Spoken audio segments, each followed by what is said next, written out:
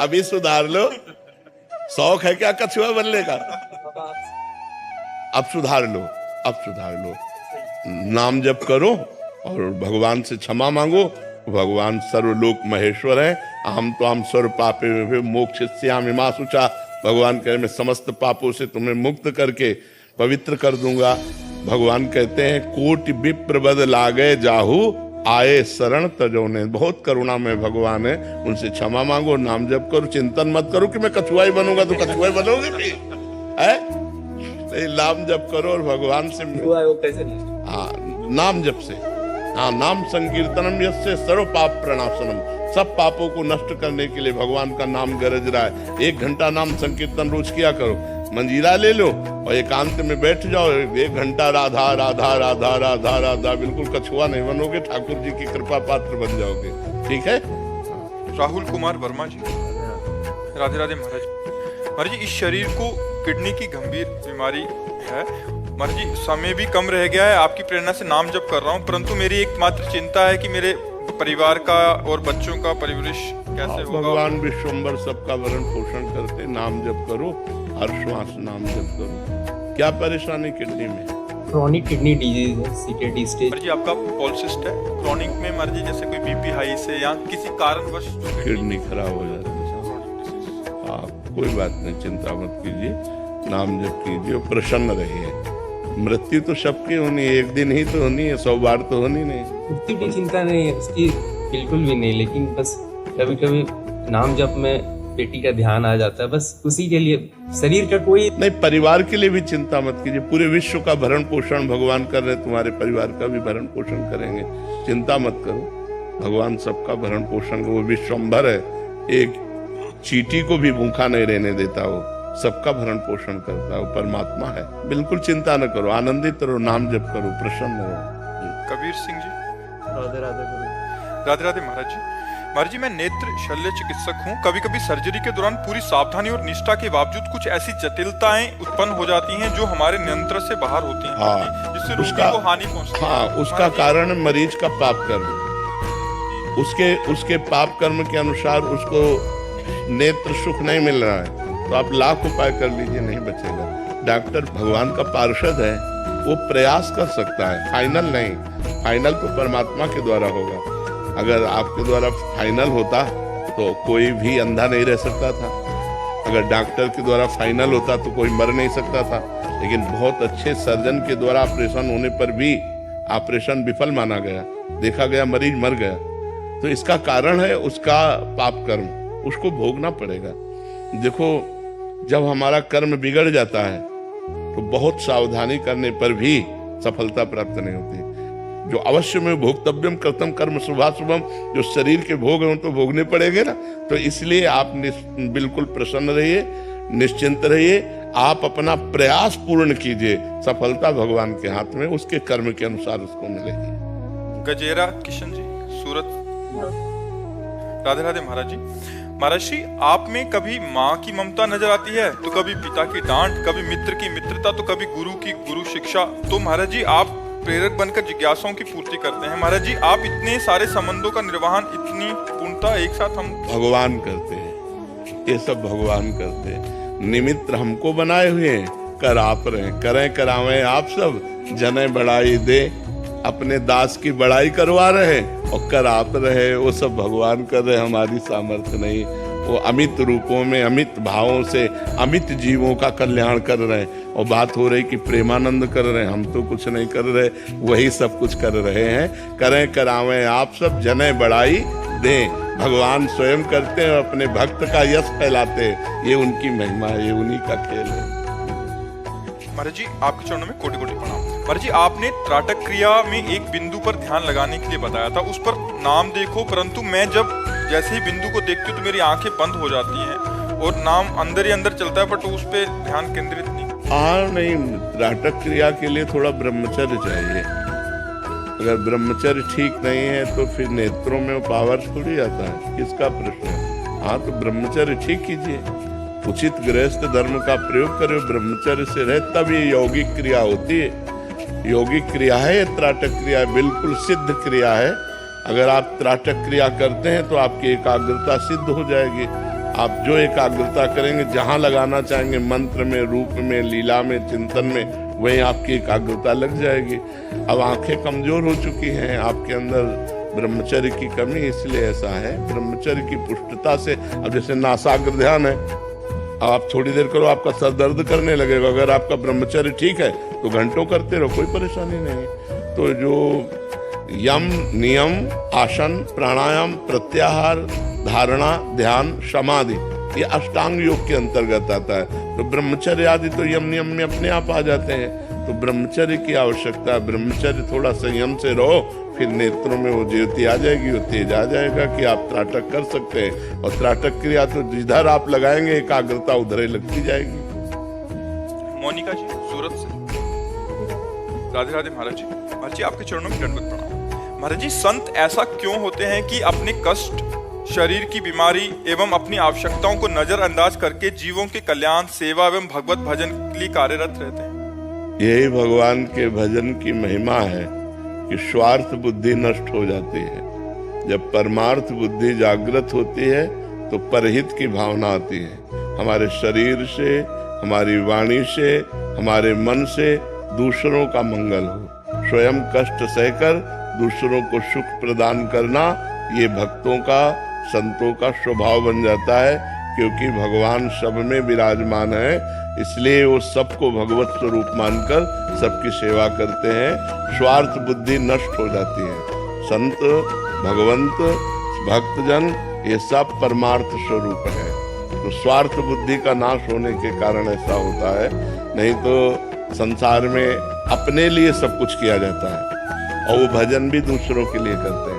जो सच्चे संत हैं उनका जीवन दूसरों के लिए।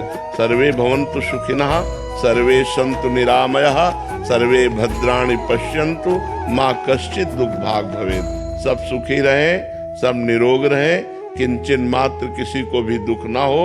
ये संतों का स्वभाव बन जाता है। संतों का स्वभाव होता है परहित। स्वार्थ बुद्धि का नाश हो जाता है। ये भगवान की कृपा से होता है और भगवान के भजन से होता है। पिंकी यादव जी दिल्ली से। राधे राधे महाराज जी। महाराज जी, मैं अपने आध्यात्मिक मार्ग पर किस पड़ाव पर हूँ, किस प्रकार जानूं? जब सत्संग करोगे तब। हम कितने योग्य विद्यार्थी हैं, ये जब क्लास लगेगा और टीचर बोलेगा तब पता चलेगा। तो ऐसे ही जब संत महापुरुष जन जो भगवान के सिद्धांत और भगवान के पारम पवित्र मार्ग की महिमा का वर्णन करते हैं, तब हमें पता चलता है कि हम किस जगह हैं, हमारी स्थिति कहाँ है। बिना संत संग के हमें पता ही नहीं चल पाएगा। तो संत संग अनिवार्य है। सत्संग के द्वारा हमें पता चलता है कि हमारी स्थिति कहाँ है। क्योंकि कोई भी गति, मति, कीर्ति, जो भी सदगति किसी को भी प्राप्त हुई है, वो साधु संग से प्राप्त हुई। मत कीरति गति भूति भलाई, जब जेहि जतन जहाँ जेहि पाई, सो जानो सत्संग प्रभाव, लोकों वेद न आन पाओ। केवल सत्संग से ही हमारी सदगति होती है, उन्नति होती है। तो हमें सत्संग में पता चलता है कि हमारी स्थिति कहाँ है। कृष्ण, पंचकुला, हरियाणा। राधे राधे महाराज जी। महाराज जी, मेरा प्रश्न योग वशिष्ठ से है। श्री राम जी और वशिष्ठ जी के संवाद में आता है कि श्री राम जी ने वशिष्ठ जी से पूछा, मुने, जो वाणी से की पहुंच के बाहर है, चैतन्य है, चलन आदि से रहित है, सदा स्वप्रकाश एवं निर्मल है, उस नित्य मुक्त परम नित्यानंद रस ब्रह्म में किसको, किस निमित्त से तथा कैसे? वही हमारा तो स्वरूप है। हमारी वाणी को, हमारे शरीर को, हमारे अंतःकरण को जो प्रकाश दे रहा, वो मैं ही तो हूँ, कोई और थोड़ी है ब्रह्म। योग वासिष्ठ से प्रश्न का उत्तर भी उसी से है, कोई और थोड़ी है। हे राम, तू वही ब्रह्म है, तो सबका परम प्रकाश है। तू वही आत्मा है, वही परम ब्रह्म है। तो आत्मा, परमात्मा, परम ब्रह्म, इसी एक तत्व के नाम है, वो तत्व मैं। योग वासिष्ठ के अनुसार मैं मन वाणी के अगोचर हूँ, क्योंकि मन और वाणी को प्रकाश मेरे से प्राप्त हो रहा है। मेरी सामर्थ्य से वो सामर्थ्यवान है, तो अपने प्रकाशक को नहीं जान पाते। जो सबकर परम प्रकाशक जो ही मनवाणी जहाँ लय हो जाती है, वो हमारा स्वरूप है। हमारा ही तो स्वरूप है, और किसी और का स्वरूप थोड़ी वर्णन किया जा रहा है, वो अपने स्वरूप का वर्णन किया जा रहा है।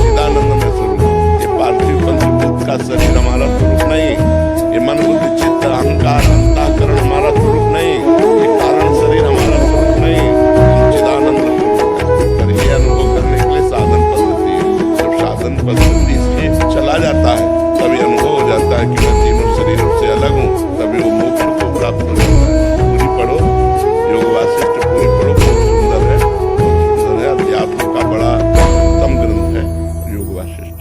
सुनील जी अफ्रीका से। कुमार जी राधे राधे, आपके चरणों में कोटि प्रणाम। कुमार जी, मनोनिग्रह क्या है और भगवत मार्ग में इसका क्या महत्व है? बहुत जरूरी है।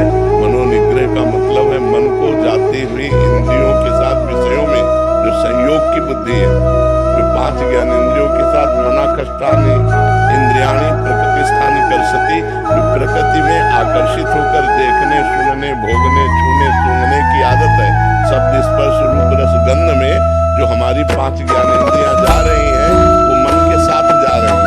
मना कष्टानि इंद्रियाणि, उन प्रकृति से हटाकर उसे परमात्मा में लगाना मनोनिग्रह। प्रकृति से जाती हुई जो मन और इंद्रियां हैं, वो परमात्मा में लगाना, ये हमारा मनोनिग्रह है। और बिना इस मनोनिग्रह के परमात्मा को पूरा ही नहीं होता। जो सम दम, हम मन इंद्रियों का विजय प्राप्त करना, दम माने मन का विजय प्राप्त करना, इंद्रियों को अपने विषयों से हटाकर परमात्मा में लगाना, मन को विषयों से हटाकर परमात्मा में लगाना समदम है। जो इंद्रिय निग्रह, मनोनिग्रह है। इंद्रिय निग्रह और मनोनिग्रह से ही परमार्थ पथ पुष्ट होता है। इंद्रियां विषयों में लगी रहे, मन भोगों का चिंतन करे, तो परमार्थ का चिंतन कौन करेगा? विषयों में लगा हुआ मन बंधन का स्वरूप है, और भगवान में लगा हुआ मन मोक्ष का स्वरूप है। नरेश जी राधे राधे। महाराज जी, महाराज जी, यदि ईश्वर और आत्मा स्वयं कर्म नहीं करता तो फिर कर्म कौन करता है? ब्रह्म, ब्रह्म, ब्रह्म करता है, ब्रह्म। ये सारा संसार ब्रह्म में भ्रमित हो रहा है। स्वप्न में आपने कोई स्वप्न देखे? आत्मा करती नहीं है। करने वाला जो शरीर था वो सो रहा होता है। तो स्वप्न के कर्म कौन करता है? स्वप्न में कर्म होते हैं ना, आना जाना, खाना पीना, लड़ाई झगड़ा, हंसना खेलना, रोना, सब होता है ना। तो आप जब जगते हैं तो आपको क्या महसूस होता है कि स्वप्न क्या था? क्या महसूस था ना? ब्रह्म था, वो सत्य नहीं था। लेकिन ये कब जाने? जब आप जग गए। उस समय तो आपको नहीं पता था, उस समय पे हम गिर रहे, पिट रहे तो हम पिट रहे, भूखे तो हम भूखे, वो भी हम देख रहे हैं। उस समय में सत्य भास रहा है, लेकिन ना शरीर कर रहा है। आप ध्यान दीजिए, शरीर सैया पे सोया हुआ बिल्कुल कर्म नहीं कर रहा, ना आत्मा कर रहा है। कि आत्मा विकास कौन है? क्या करता है? कर्म वो किस तरह रहा है? मन से केवल कल्पना, केवल भ्रम, केवल मिथ्या, मिथ्या। भगवान शंकर का अनुभव, उमा का हूं मैं अनुभव अपना, सत हरि भजन जगत सब सपना। ये पूरा संसार क्या है?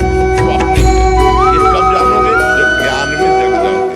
अब तुम्हें उसकी व्याख्या बता रहे कि कर्म किससे होते हैं। 3 गुण हैं, सतोगुण, रजोगुण, तमोगुण। इस माया की प्रेरणा से पूरे 3 गुणों का प्रभाव अंतःकरण पे पड़ता है। अंतःकरण में मन, बुद्धि, चित्त, अहंकार होता है, उसी से कर्म हो रहे हैं। आत्मा प्रकाशक है, पावर है, आत्मा महापावर है।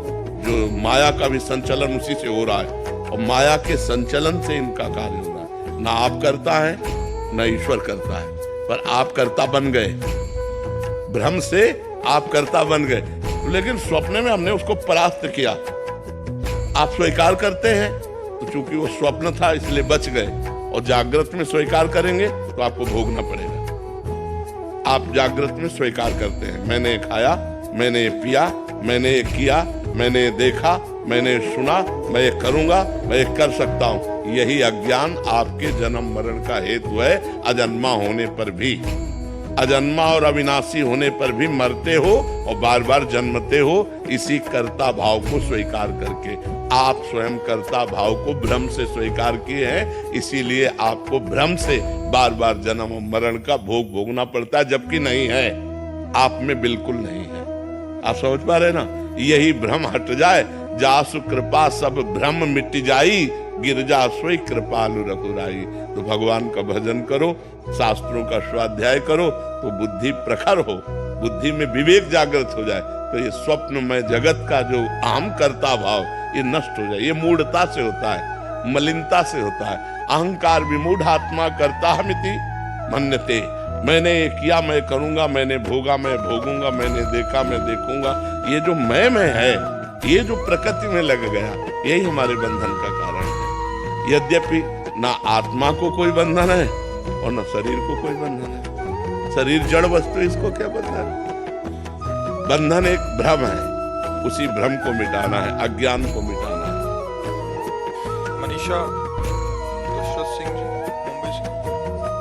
राधे राधे महाराज जी। महाराज जी, हम अज्ञानी पहले से वैदिक मंत्र शंकर भगवान जी का करते हुए बड़े हुए, परंतु आपके प्रवचन को सुनने के बाद पता चला कि वो मंत्र गुरु की आज्ञा के बिना नहीं करना चाहिए, इसलिए हमने सांब सदाशिव करने का प्रयत्न किया। आपकी वाणी से ही पता चला कि शंकर भगवान की आज्ञा से ही हमें राधा या राम नाम मिलता है। हमने दीक्षा तो नहीं ली, हम अधम उपांशु नाम लेने का प्रयत्न कर रहे हैं, फिर भी मन बार बार ये क्यों सोचता है कि हमें शंकर भगवान मिल सकेंगे कि नहीं, हम अधम भोले जी का। नहीं, ऐसा संशय तो रखना ही नहीं चाहिए, क्योंकि अगर उनको मिलना न होता तो मुझे मानव देह नहीं देते, उनको मिलना ना होता तो मुझे अपनी तरफ नहीं घसीटते, उनको अगर नहीं मिलना होता तो मुझे माया में फंसे रहने देते। उनको मिलना है, हम योग्य नहीं हैं, पर हम आशा करते हैं कि वो अपनी कृपा से जरूर मिल जाएंगे, और उनकी कृपा का स्वरूप है कि हर समय हम नाम जप करें, हर समय हम भगवान से मिलने की चाह प्रबल करते रहें, हर समय नाम जप करें, हर समय अच्छे आचरण करें, तो भगवान हम पर कृपा करके जरूर मिल जाएंगे। शगुन सरन। राधे राधे महाराज जी। महाराज जी, यदि हमें पता है कि किसी एक वस्तु या व्यक्ति की तरफ हमारा रुझान हमारे लिए हानिकारक है, तो अपने मन को उस व्यक्ति या वस्तु से कैसे हटाएं? नाम जप से। जब तक हमारी जानकारी जितना भी अंदर बैठी हुई है उसका हम प्रयोग करना चाहते हैं तो हम अपने को असमर्थ पाते हैं। जैसे हमें पता है कि ये नहीं करना चाहिए पर हम कर बैठते हैं, हमें पता है ये करना चाहिए पर हम नहीं कर पाते हैं। उसका कारण है अध्यात्म बल की हीनता। अध्यात्म बल जब हमारे अंदर आएगा तो जो हम चाहेंगे वही करेंगे, जो हम नहीं चाहेंगे वो नहीं कर पाए। अभी हम नहीं चाहते कि ये प्रारंभ कर बैठते हैं, अभी हम चाहते हैं कि ये करें पर हम नहीं कर पाते, उसमें अध्यात्म बल की हीनता होती है। तो अध्यात्म बल पुष्ट होता है श्री हरिवंश नाम बल लाओ। नाम बल, जो नाम जप करोगे तो देखो मरा मरा रटते हुए ब्रह्म ऋषि हो गए, भगवान के पावन चरित्र को रच दिया।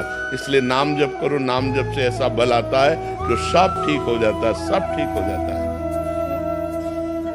जितेंद्र तिवारी जी। राधे राधे महाराज जी। महाराज जी, आप कह रहे हैं कि आपने एक प्रतिष्ठित परिवार में जन्म लिया, वो मैं अपने पूर्व का ही भाग्य मानता हूँ। फिर कह रहे हैं कि इनकी बच्ची वो भी मेधावी थी, बट उनका एक छोटा बच्चा है वो 2 साल का दिव्यांग हुआ महाराज जी। तो कह रहे हैं कि वो उसकी मैं समझता हूँ कि वो संत की एक आत्मा अपना काम पूरा करने आया। महाराज जी, सवाल ये है कि उसके पूर्व जन्म का फल है या मेरे पूर्व जन्म का फल है? कि कष्ट तो मन को होता ही है महाराज। पूरा संयोग होता है, माता पिता भाई बहन परिवार, पूरा कर्मों का जाल बिछा हुआ होता है। प्रधान कर्म उस जीव का होता है और सहयोगी कर्म उसके होते हैं। तो अब जैसे आपका पुत्र है, इस बात के लिए आपको दुख है कि अगर ये स्वस्थ होता, सर्वांग पुष्ट होता, भगवान ऐसा क्यों किया। माँ को भी दुख है, भाई को भी दुख है, बहन को भी दुख है, परिवार को भी दुख है और देखने वाले को भी दुख है। अरे भगवान, इसको ऐसा कष्ट है। तो इन जाल बिछा हुआ कर्मों का, अगर वही सुकृत का जाल होता तो देख देख के सुख मिलता, माँ को, पिता को, भाई को, परिवार को, समाज को। दुष्कृत का जाल बिछा हुआ है तो उन्हीं को दुख पहुंचेगा जिन जिन को दुख पहुंचना है, क्योंकि कर्म जाल ऐसा है। इसलिए बहुत सावधानी पूर्वक कर्म करो अब, जिससे उसका भी कल्याण हो जाए और आपका भी कल्याण हो जाए। भगवान का नाम जप करते हुए, शास्त्र स्वाध्याय करते हुए, पवित्र आचरण करते हुए, पुण्य स्तोत्रों का पाठ करते हुए उसको भी सुकृत दान कीजिए उस बालक को।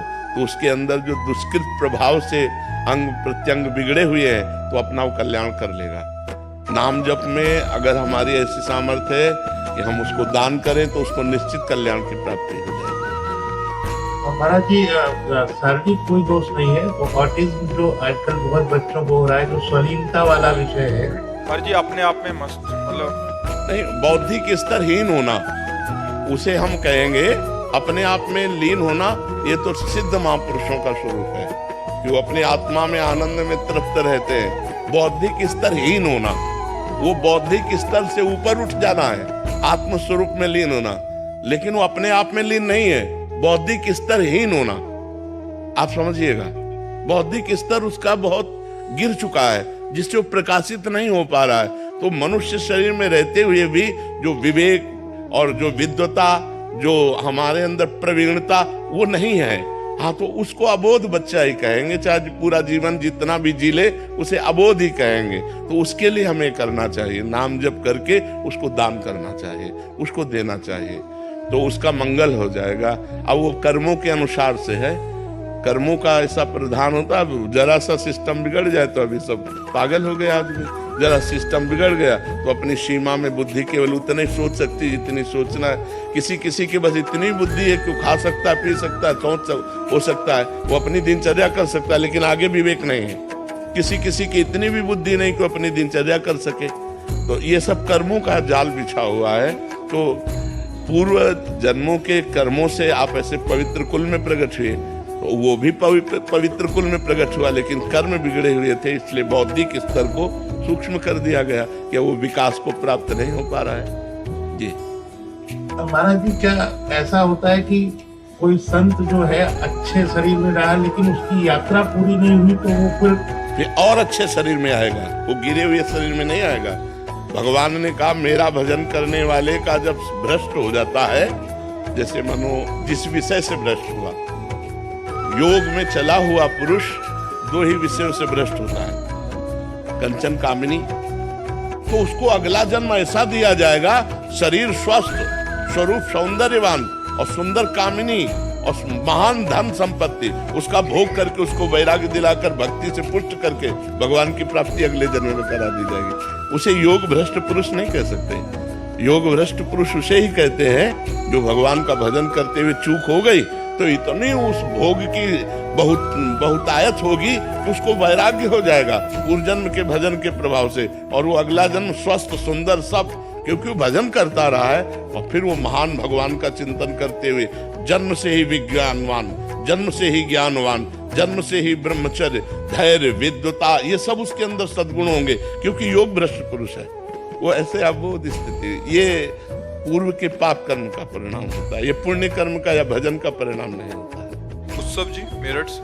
महाराज जी, जानते हुए भी कि खराब समय है, का समय से लड़ने की हिम्मत और संयम कैसे आए? नाम जप, भगवान की लीला कथा का श्रवण, ये दो चीजें हमारे अशुभ समयों का नाश करके मंगल विधान कर देती है। अगर हमारे अंदर नाम जप चल रहा है और भगवान के पावन चरित्रों को सुन रहे हैं, तो हमारा समय कट जाएगा, हमें सहने की सामर्थ्य मिलेगी और भविष्य हमारा बड़ा मंगलमय हो जाएगा। इसलिए भगवान के पावन चरित्रों को सुनो या स्वयं पढ़ो और नाम जप करो। इससे हमारा जो भी विपत्ति है, हरि स्मृति सर्व विपद विमोक्षणम, भगवान का स्मरण समस्त विपत्तियों से बचा लेता है या समस्त विपत्तियों के सहने की सामर्थ्य देता है। दो बात होगी, या विपत्ति ही नष्ट हो जाएगी या विपत्ति के सहने की सामर्थ्य होगी। भगवान बड़े मंगलमय है, खूब उनका नाम जप करो, उनके चरित्र सुनो, भगवान की लीला कथा पढ़ो, तो उससे मंगल हो जाएगा। शलीला जी कानपुर से। राधे राधे महाराज जी। महाराज जी, कभी कभी देखने में आता है कि अयोग्य व्यक्ति सफल और योग्य व्यक्ति को सफलता, उसका कारण होता है उसके पूर्व पाप और पुण्य। जैसे बहुत पढ़ा लिखा व्यक्ति है, ग्रेजुएट है, माइंडेड भी है, बड़ा प्रवीण है, लेकिन वो असफल है, उसकी डिग्री, उसकी बौद्धिकता किसी काम में नहीं आ रही, क्योंकि उसका पूर्व का प्रारब्ध उसको रौंद रहा है, जो पाप रूपी प्रारब्ध है उसे रौंद रहा है। देखने में आता ना ज्यादा माइंडेड है, ना ज्यादा ग्रेजुएट है, और सफलता ही उसको हाथ लगती चली जा रही।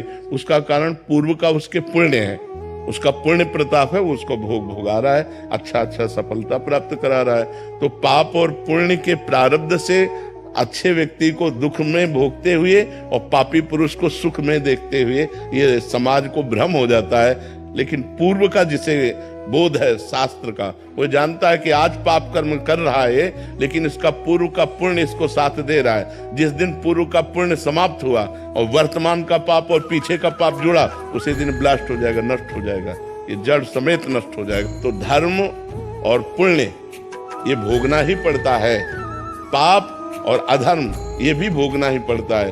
तो इसका धर्म और पुण्य का फल है सुख, शांति, आनंद। पाप का, अधर्म का फल है दुख, अशांति, नाना प्रकार की चिंता, शोक। इसलिए हम धर्म से चले, हम पुण्य कार्य करें, भगवत कार्य करें, जिससे हमें शांति, आनंद और सुख प्राप्त हो सके। स्वाति मिश्रा जी बिहार से। राधे राधे श्री हरिवंश महाराज जी। महाराज जी, सांसारिक जीवन यापन करते हुए, मोह माया में जीते हुए और चकाचौंध की लाइफ जीते हुए भी हम क्या भगवत प्राप्ति कर सकते कर सकते हैं। नाम जप कीजिए और सब में भगवान की भावना कीजिए, इन दो बातों से भगवत प्राप्ति हो जाएगी। जिससे भी व्यवहार करें उनमें भगवान है, पावर है। परमात्मा मतलब पावर। जैसे हाइलोजन चमक रहा, लाइट दे रहा है, पंखा हवा दे रहा है, लेकिन दोनों में बिजली एक है। कूलर, फ्रिज, एसी ठंडा कर रहा है, लेकिन हीटर गर्म कर रहा है, पर बिजली दोनों में एक है। तो हम अच्छे या बुरे दोनों प्रकार के मनुष्यों में एक ही परमात्मा को देखें। जड़ या चैतन्य दोनों प्रकार के जीवों में एक ही परमात्मा को देखें और नाम जप करें, भगवत प्राप्ति हो जाएगी। पर है कठिन, है कठिन। जो हमको गाली दे रहा है उसमें हम भगवान को देख सकते हैं क्या? जो अनुकूल चल रहा है उस पे तो भगवान को देख सकते हैं, लेकिन जो प्रतिकूल चल रहा है उस पे भगवान को नहीं देख सकते। पहले मैं ऐसे लोगों से नफरत करने लगती थी जो मेरे साथ बुरा व्यवहार करते थे, लेकिन आपके वाणी सुनने के बाद मैंने जिनसे मेरी नफरत थी, मैं उनके लिए भी अच्छी चीजें मांगती हूँ कि भगवान उनको सद्बुद्धि प्रदान करें, भगवान उनको स्वस्थ रखें, भगवान सुखी रखें। ऐसी भावना करोगी तो मंगल में तुम्हारा भाव पवित्र होना शुरू हो जाएगा। और नाम जप जरूर कीजिए, नाम जप के द्वारा ही भगवत प्राप्ति होती है। डॉक्टर पंकज शुक्ला जी। राधे राधे महाराज जी। गुरुदेव, आर्त भाव क्या है? क्या इसके भी प्रकार हैं? क्या आर्त भाव भी? आर्त भाव का मतलब होता है संकट निवृत्ति। आर्त भाव जब हम संकट में हैं तो उसकी निवृत्ति के लिए जो हम पुकार करते हैं भगवान से, उसे आर्त भाव कहते हैं। वो कई प्रकार की संकट निवृत्ति हो सकती है। शारीरिक संकट निवृत्ति, मानसिक संकट निवृत्ति, आर्थिक, सामाजिक, बहुत प्रकार के संकट हैं। संकटों का तो जाल बिछा हुआ है। संकट निवृत्ति के भाव में भगवान को पुकारना आर्त भाव कहते हैं, कि हमारा संकट दूर हो जाए। जैसे द्रौपदी ने आर्त भाव से पुकारा अपने शरीर रक्षा के लिए कि हमारे शरीर से वस्त्र न जाए। गजेंद्र ने आर्त भाव से पुकारा कि हमारा जीवन बच जाए। ऐसे कई प्रकार के संकट हैं और उनकी निवृत्ति के लिए पुकारना आर्त भाव कहा जाता है। उनको पाने के लिए श्री जी मिल जाओ। हाँ, उनके पाने के लिए भी आर्त भाव से पुकारा जाता है कि प्रभु मेरे में सामर्थ्य नहीं है कि मैं काम विजयी हो सकूं, क्रोध विजयी हो सकूं या निरंतर भजन कर सकूं। नाथ, आपकी कृपा से आपकी प्राप्ति हो सकती है। हे भगवान, हम पर कृपा करो। और वो आर्त भाव से रोता है तो इसे भी भगवान की आर्त भाव प्राप्ति के लिए हो जाता है। ये भगवान की प्राप्ति के लिए आर्त भाव हो जाता है। रोज रात को कई वर्षों से रोज रात को बैठता हूँ, आज तो ब्रह्म पाके। हाँ बिल्कुल, लेकिन अभी कनेक्शन सही नहीं मिल पा रहा। हमारा जो मन का कनेक्शन है अभी सही नहीं मिल पा रहा। अभी हमको कहीं न कहीं कोई न कोई भोग प्रिय लग रहा है, अभी कोई न कोई शरीर प्रिय लग रहा है, कुछ न कुछ अच्छा लग रहा है। जब कुछ अच्छा नहीं लगेगा, कोई चाह नहीं रहेगी और सीधा कनेक्शन होगा तो हमारी पुकार पहुंच जाएगी। देखो, भगवान वहीं थे, भगवान को कहीं आना जाना नहीं। जब सभा में द्रौपदी जी को लाया जा रहा था तो उनके मन में 5 पतियों का बल, सभासद धर्मात्माओं का बल, फिर अपने हाथ का बल, फिर दांत का बल। जब देखा कि कोई आश्रय काम नहीं करेगा, तब भगवान को पुकारा। तुरंत भगवान वस्त्र रूप में प्रकट हो गए। लेकिन जब तक अन्य आश्रय लिया था तो भगवान वहीं थे, अंतर्यामी रूप से तो वहीं विराजमान थे, लेकिन कोई सहयोग नहीं किया। तो हम रोज रोएं और रोते रोते कभी ऐसा रोना आ जाए हृदय से कि अब तो जिया नहीं जाएगा भगवान के बिना, तो वो कनेक्शन हो जाएगा। रो बिन रोए किन पाइया, प्रेम प्यारा मीत, कबीरा हंसना छोड़ दे, रोने से कर प्रीत। रोते रहो, किसी दिन सच्चा रोना आ जाएगा और ऐसी व्याकुलता आ जाएगी कि भगवान अनुभव करा देंगे। देखो सर्वांतर्यामी भगवान तुम्हारे हृदय में भी बैठे हैं। ऐसा नहीं है कि वो तुम्हारी सुन नहीं रहे, वो सुन रहे, लेकिन अभी कोई और चाह है, अभी कोई और है अपना। जब मेरे तो गिरधर गोपाल दूसरों न कोई, ये हृदय में बात आ जाएगी और व्याकुलता पूर्ण हम भगवान को पुकारेंगे तो निश्चित वो दर्शन देंगे। जैसे अपने काशी के घाटों में भूख प्यास कष्ट सहते हुए रोज आज महादेव मिलेंगे, आज महादेव मिलेंगे, रोज आशा रहती, और एक दिन ये आशा पूरी हुई। तो ऐसा नहीं कि भगवान हमारी आर्त भावना को नहीं सुन रहे, लेकिन जब तक कोई और है, वस्तु व्यक्ति स्थान कुछ भी और है, तब तक भगवान दर्शन नहीं देते। जब केवल भगवान रह जाते हैं तब भगवान हमारी बात सुनते हैं। गुरुदेव, डर लगता है कि प्राण ना निकले उससे पहले। नहीं, अगर प्राण भी निकल गए तो काम हो जाएगा, क्योंकि आप रोज भगवान से प्रार्थना कर रहे हैं और भगवान की शरण में और नाम जप कर रहे हैं, तो ये व्यर्थ नहीं जाएगा। ये तो अविनाशी भावना है, ये तो आप भगवान की बैंक में जमा हो रही है, तो आपका कल्याण करके ही छोड़ेगी। ये आपको फिसलने नहीं देगी, ये आपका निश्चित कल्याण कर देगी। आप निर्भय रहिए, निश्चिंत रहिए। ये बात कैसे सबको पता चले कि यहाँ कोई फीस नहीं ली जाती और लोग पैसे लेकर के यहाँ दर्शन करवाते हैं आकर के, इसका सुधार कैसे हो? और ये अपनी तरफ से यहाँ हम तो जो टोकन देते हैं उसके पीछे भी लिखते हैं कि निःशुल्क है। नहीं, यहाँ तो ठीक है। जैसे बाहरी लोग लिवा के आए 11,000 2,000 5,000 रुपए लेते हैं और यहाँ दर्शन कराते हैं। यहाँ हमारा सब फ्री है, कोई फीस नहीं है। तो इससे लोगों को ये भी लग सकता है कि बाबा कमीशन तो नहीं लेते, ऐसा लग सकता है ना कि पता चले समझ नहीं। हाँ, तो ये बात YouTube में आप डालिए जो हम बोल रहे हैं कि हमारे यहाँ किसी भी तरह की फीस नहीं ली जाती, किसी भी तरह की कहीं भी कोई फीस नहीं लगती। एकांतिक वार्तालाप, एकांतिक दर्शन, सत्संग, कीर्तन सब निःशुल्क है हमारे। सब भगवान का चीज है, तो भगवान के लिए सबको फ्री है। अब अगर कोई पैसा दे के आता है हमारे यहाँ दर्शन करने तो ये भूल करता है और एक तरह से अपराध है। हम तो तुमसे फीस नहीं लेते, हम तो मांगते नहीं, फिर आप पैसा दे। हमारे यहाँ कोई नियम लगा है क्या कि आप दर्शन नहीं पा सकते?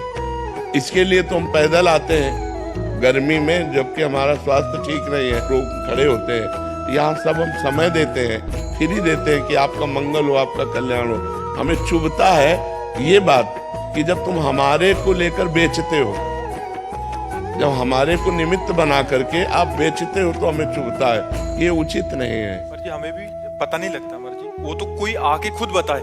जैसे कल, जैसे मर्जी अभी आपको हमने बताया कि उन्होंने बोला कि वो पहले उन्होंने 6,000 ले लिए कि महाराज जी के दर्शन कराएंगे, चलो हम ले जाते हैं। क्योंकि हम तो महाराज जी सामने जो है तो उनको देख के हम कर देते हैं। तो कह रहे कि बाद में 5,000 और डलवाए तो 11,000 रुपया ले लिए यहाँ। अब 11,000 रुपया केवल दर्शन के ले लिए। अब सामने वाले को पता है कि अगर 11,000 उसने लिए तो 2-4 हजार बाबा जी ने भी लिए होंगे, तभी तो इनका कनेक्शन है। महाराज जी अभी क्या हमने समय समय पे कम से कम 10-5 बार हमने अपने सोशल मीडिया प्लेटफॉर्म्स पे, अपने ऐप पे सब जगह डाल के रखा है कि यहाँ किसी भी प्रकार की कोई भी फीस नहीं है। महाराज जी के दर्शन, एकांतिक वार्तालाप, सत्संग। और एक और डाल दो कि अगर हमें पता चला कि तुम कहीं से दे के आ रहे हो तो तुम्हें प्रवेश नहीं दिया जाएगा। अगर ये पता चला कि तुम कहीं पैसा दे करके यहाँ आ रहे हो, किसी के मतलब पावर से आ रहे हो, तो आपका प्रवेश नहीं दिया जाएगा।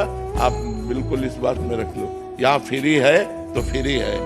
फ्री अगर आप आ रहे हो तो दर्शन देंगे। अगर किसी कोई तुम्हें पैसे से ला रहा है कि 5-5 हजार रुपया तुम दिए हो और फिर यहाँ आए हो, तो तुम्हारा प्रवेश नहीं होगा। ये भी डाल दो, जिससे मतलब ये न लगे कि मतलब बाबा जी भी इसमें ज्वाइंट हो सकते हैं। क्योंकि नहीं, फिर भी लग सकता है कि 11,000 ये ले रहा है तो 2-4 हजार महाराज को भी देते होंगे, तभी तो इनका सिक्का चल रहा है। तो इसलिए ये चीजें प्रकाशित करो, कैसे मतलब विश्वास करेंगे? हमें खुद आश्चर्य लगा। किसी को 11,000 21,000 2,000 4,000 दे के आप आ रहे हो तो फिर हमें अच्छा नहीं लगता कि वो जब यहाँ फ्री है तो फ्री है। जब पैसा हम नहीं लेते तो तुम यार क्यों लेते हो? फिर सबको फ्री आनंद लेने दो। तो ये बहुत चल रहा है। तो अब कैसे इसका निवारण हो कि लोग इस तरह ना फंसे, इस तरह लोगों को ना दोहन किया जाए, लोग आनंद ले। अध्यात्म कोई पैसे से बिकता है क्या? संत महात्माओं के दर्शन, भगवान के दर्शन, भगवान की चर्चा, संत महात्माओं की वाणी अगर ये पैसे से बिके तो फिर मतलब क्या रह गया यार? ये तो सब फ्री है। भगवान और भगवान की वाणी और भगवान की लीला चरित्र ये सबके मंगल के लिए। अगर इसमें पैसे का दोहन हो तब तो यार ये तो व्यापार हो गया, फिर तो बेचना हो गया। मतलब हम 1100 रुपया लगा दें हर सत्संग वाले को कि आपको 1100 रुपया देना, तो ये बाजार नहीं हो गई, ये व्यापार नहीं हो गया। इसका मतलब क्या रह गया? बात करो वैराग्य की, बात करो सत्संग की और पैसा हिटो, तो वो सब गड़बड़ मामला है। ये चीजों का जैसे सुधार।